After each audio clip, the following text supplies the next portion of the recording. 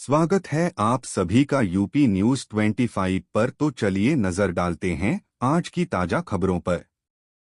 अजय राय ने गंभीर आरोप लगाते हुए कहा कि बर्खास्त सिपाही आलोक सिंह की गिरफ्तारी के बाद उसे दामाद जैसी वीवीआईपी ट्रीटमेंट दी जा रही है।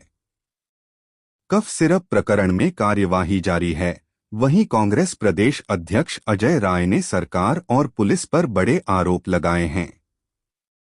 उनका कहना है कि आलोक सिंह को गिरफ्तारी के बाद विशेष सुविधा दी जा रही है, जिससे पूरे मामले पर नए सवाल खड़े हो रहे हैं।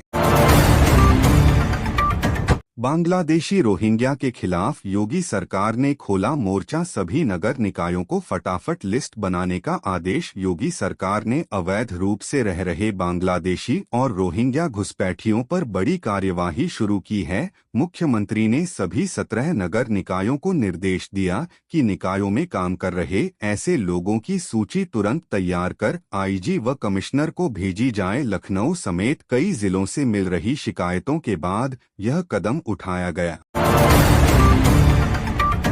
योगी कैबिनेट में मुलायम सरकार की टाउनशिप नीति को मंजूरी। 28 परियोजनाओं के पूरा होने का रास्ता साफ। योगी कैबिनेट ने मुलायम सरकार की पुरानी इंटीग्रेटेड टाउनशिप नीति में संशोधन कर 28 अधूरी परियोजनाओं को पूरा करने का रास्ता खोल दिया। अब 12 एकड़ भूमि पर भी टाउनशिप विकसित की जा सकेगी। विकासकर्ताओं को 3 वर्ष की मोहलत मिलेगी। बदले में 80,000 रुपये प्रति एकड़ समय विस्तार शुल्क देना होगा। बरेली में दूसरे दिन भी आजम खान के करीबियों पर बुलडोजर की कार्यवाही। सरफराज और राशिद के अवैध निर्माण ध्वस्त। बरेली में मौलाना तौकीर और आजम खान के करीबियों पर दूसरे दिन भी बुलडोजर चला। बरेली विकास प्राधिकरण ने बिना अनुमति बने सरफराज के गुड मैरिज हॉल और राशिद के एवाने फरहत बारात घर को ध्वस्त किया। पहले नोटिस दिए गए थे, लेकिन जवाब न मिलने पर नियम उल्लंघन के आधार पर कार्यवाही करते हुए निर्माण।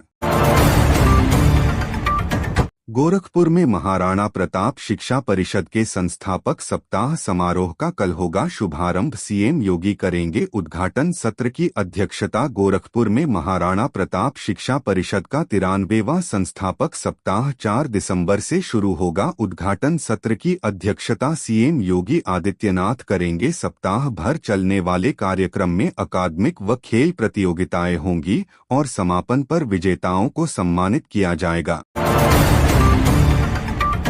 कोलकाता से गिरफ्तार ड्रग माफिया भोला प्रसाद जायसवाल सोनभद्र लाया गया। थाईलैंड भागने की फिराक में था आरोपी। सोनभद्र पुलिस ने कफ सिरप तस्करी के मास्टरमाइंड भोला प्रसाद जायसवाल को कोलकाता से ट्रांजिट रिमांड पर गिरफ्तार कर लाया। हाल के 2 महीनों में करोड़ों की फेंसिडल तस्करी पकड़ी गई। जांच में सामने आया कि भोला नकली बिलिंग के जरिए देश भर में प्रतिबंधित सिरप सप्लाई कर रहा था।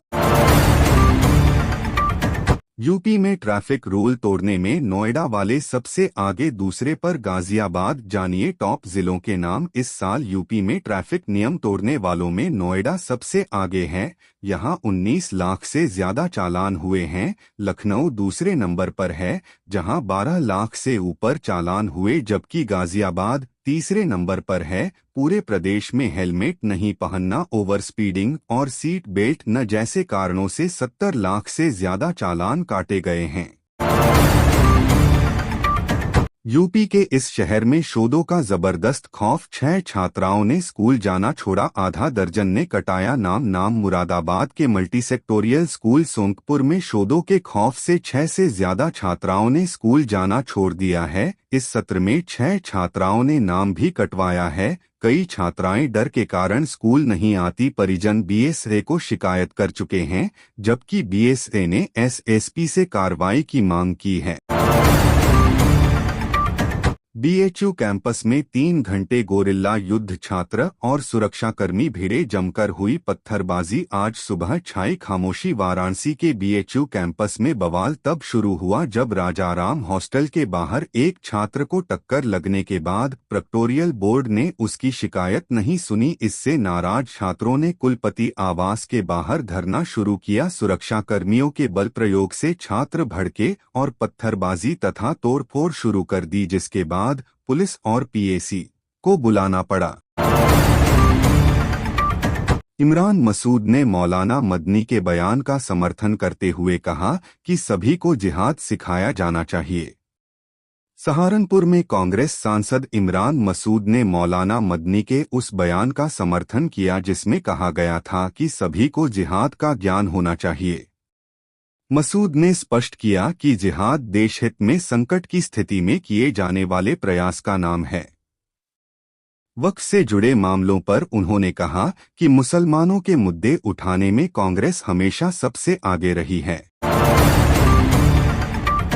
मेरठ जेल में कारतूस पहुंचाने की कोशिश नाकाम, शूटर मीनू टिमकिया से मिलने आए थे युवक। बैरक चेंज मेरठ जेल में 2 युवकों के बैग से 315 बोर के 5 जिंदा कारतूस मिलने पर हड़कंप मच गया। शक है कि यह कारतूस कुख्यात शूटर मीनू टिमकिया तक पहुंचाने की कोशिश थी। तलाशी के दौरान कारतूस दिखाई देने पर दोनों युवकों परमेंद्र जाट और सुदेश यादव को हिरासत में लेकर जांच शुरू की गई।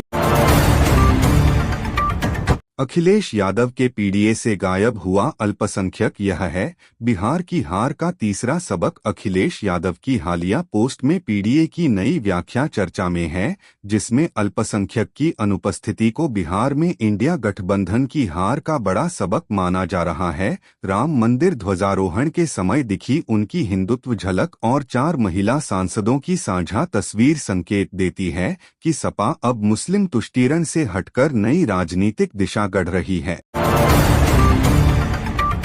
प्रतापगढ़ में यूपी बोर्ड परीक्षा केंद्रों को लेकर आई 100 आपत्तियां, इस बार कम बनाए गए 47 परीक्षा केंद्र। प्रतापगढ़ में यूपी बोर्ड परीक्षा केंद्रों की नई सूची पर 100 आपत्तियां दर्ज हुई हैं। इस बार 47 केंद्र कम बनाए जाने से प्रबंधकों और प्रधानाचार्यों ने सवाल उठाए हैं। बोर्ड ने 4 दिसंबर तक ऑनलाइन आपत्तियां मांग ली हैं। आपत्तियों के आधार पर अंतिम केंद्र सूची जारी की जाएगी।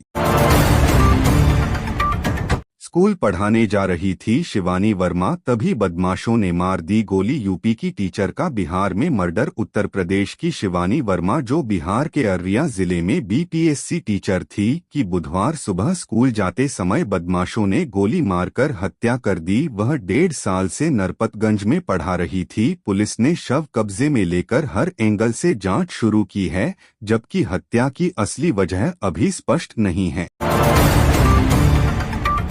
इकलौता बेटा घर छोड़ वृंदावन आ गया, लौटने को कहिए महाराज। कैंसर पीड़ित माता पिता की प्रेमानंद जी से अपील। वृंदावन में प्रेमानंद महाराज के प्रभाव में आए एक युवक ने घर छोड़ भक्ति मार्ग अपना लिया। उसके कैंसर से पीड़ित माता पिता टूट चुके हैं और महाराज से बेटे को वापस घर लौटाने की विनती कर रहे हैं। उनका कहना है कि महाराज स्वयं कहते हैं कि माँ बाप की सेवा सबसे बड़ी सेवा है, इसीलिए बेटे को घर भेजें।